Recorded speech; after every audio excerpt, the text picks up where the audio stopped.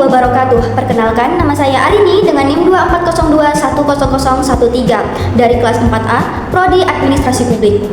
Di sini saya akan menjelaskan bab 11 Undang-Undang Nomor 11 Tahun 2006 tentang Pemerintahan Aceh yang mengatur mengenai partai politik lokal. Nah, partai politik lokal merupakan salah satu bentuk kekhususan Aceh yang tidak dimiliki oleh provinsi lain di Indonesia. Keberadaan partai politik lokal merupakan hasil dari pengaturan dalam Undang-Undang Pemerintahan Aceh sebagai bagian dari pelaksanaan otonomi khusus Aceh.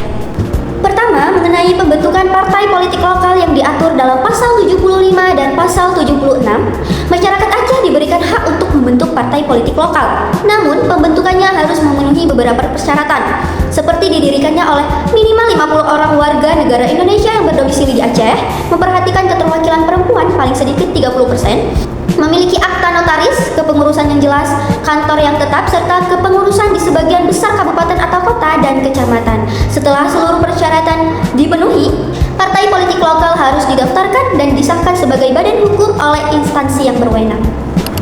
Selanjutnya pasal 77 sampai pasal 79 mengatur mengenai asas, tujuan, dan fungsi partai politik lokal.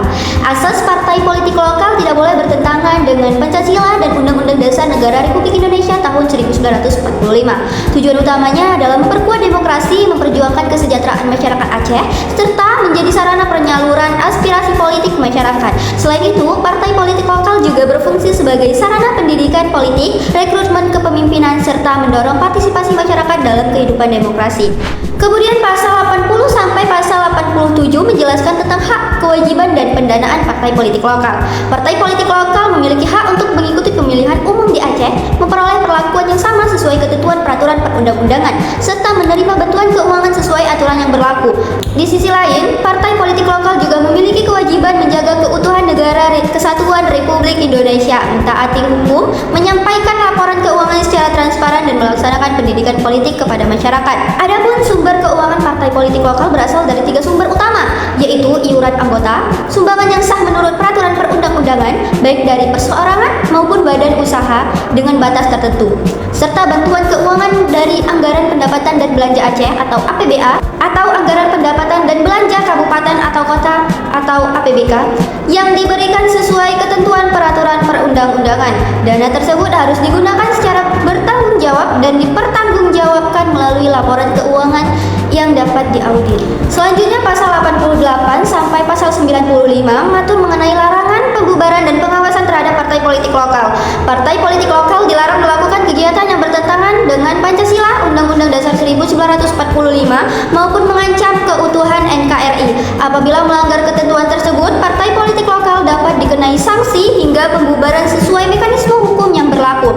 Selain itu, pemerintah tidak melakukan pengawasan terhadap pelaksanaan fungsi dan hak partai politik lokal agar tetap menjamin independensi dalam menjalankan perannya sebagai organisasi politik. Ketentuan lebih lanjut mengenai partai politik lokal diatur melalui peraturan pemerintahan.